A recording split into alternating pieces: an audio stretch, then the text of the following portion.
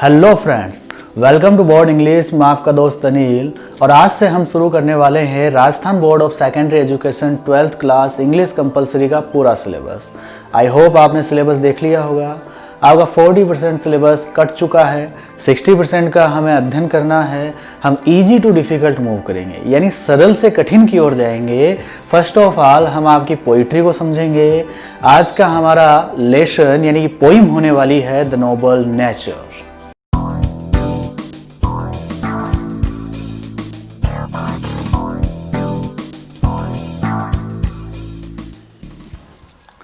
Welcome again friends.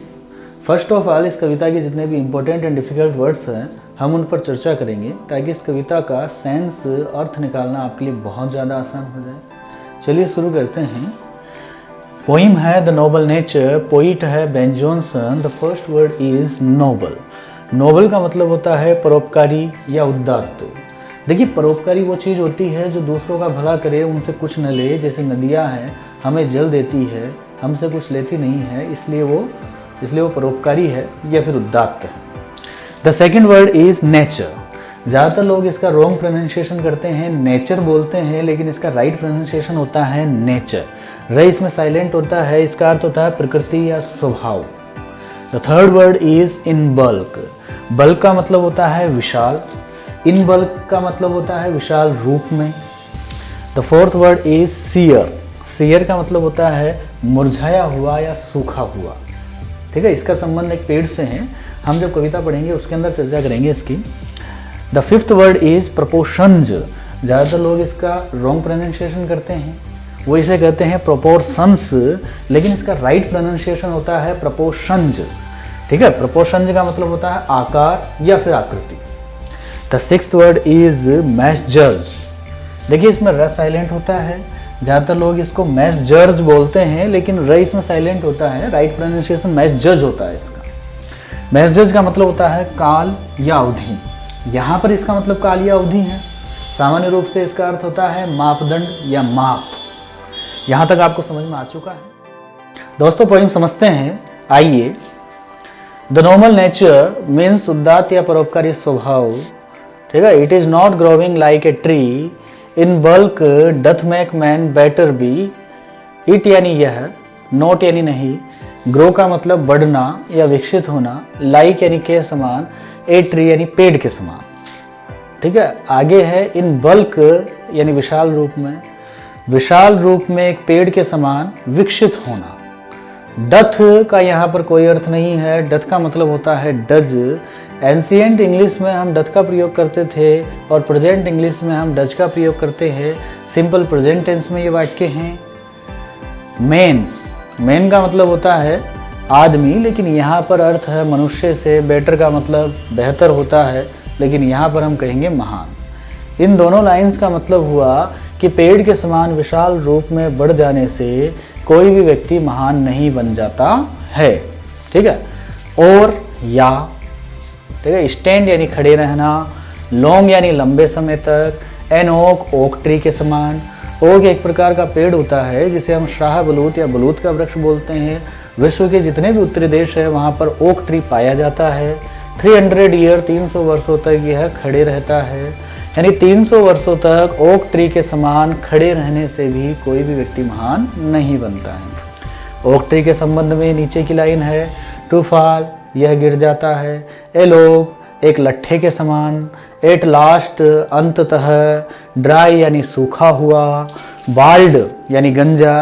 लेकिन इस शब्द का संबंध पेड़ से है तो पेड़ कभी गंजा नहीं हो सकता है, इसलिए बाल्ड का मतलब होगा पत्तों रहित। सियर यानी मुरझाया हुआ, अंततः एक लट्ठे के समान सूखा और पत्तों रहित और मुरझाया हुआ वह बलूत का वृक्ष गिर जाता है।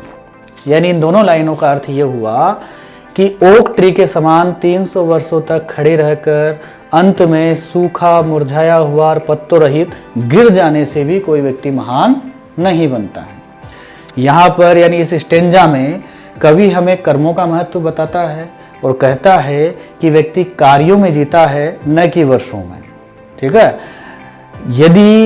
यदि कोई व्यक्ति महान कार्य करता है तो वही व्यक्ति महान है, कि यदि कोई व्यक्ति शारीरिक रूप से शक्तिशाली है या फिर उम्र में बड़ा है तो वो व्यक्ति महान नहीं है। महान वही है जो महान कार्य करता है, श्रेष्ठ वही है जो श्रेष्ठ कार्य करता है। नेचर। दोस्तों आपका दूसरा स्टेंजा है, A lily of a day is fairer far in May, although it fall and die that night, it was the plant and flower of life।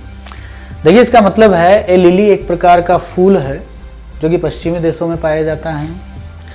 Of a day यानी एक दिन तक जीवित रहने वाला, यानी लिली का फूल एक ही दिन तक जीवित रहता है। इज फेयर, फेयर का मतलब सुंदर होता है। फेयरर यहाँ पर एक कंपेरेटिव डिग्री है, एक वस्तु की तुलना दूसरी वस्तु से की गई है। यहाँ पर लिली की तुलना बलूत के वृक्ष से की गई है। ठीक है। फार का मतलब अधिक कर सकते हो आप। इन में यानी मई के महीने में पैदा होता है।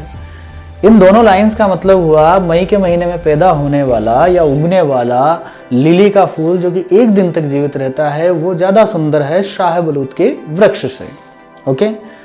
Although यद्यपि it fall and die that night, यह फॉल यानी गिर जाता है, एंड डाई और मर जाता है, दैट नाइट यानी उसी रात को, जिस दिन यह पैदा होता है उसी दिन की रात को यह गिरकर मर जाता है। लेकिन फिर भी यह शाहबलूत के वृक्ष से ज्यादा सुंदर है। क्यों सुंदर है इसका कारण बताया जाएगा। देखिए, it was the plant and flower of light, यह पौधा या फूल है लाइट यानी प्रकाश का।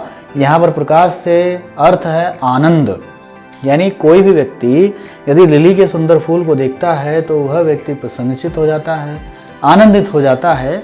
तो यहाँ पर आपके सेकंड स्टेंजा का मतलब ये है कि मई के महीने में पैदा होने वाला एक दिन का लिली का फूल शाहबलूत के वृक्ष से बहुत ज़्यादा सुंदर है।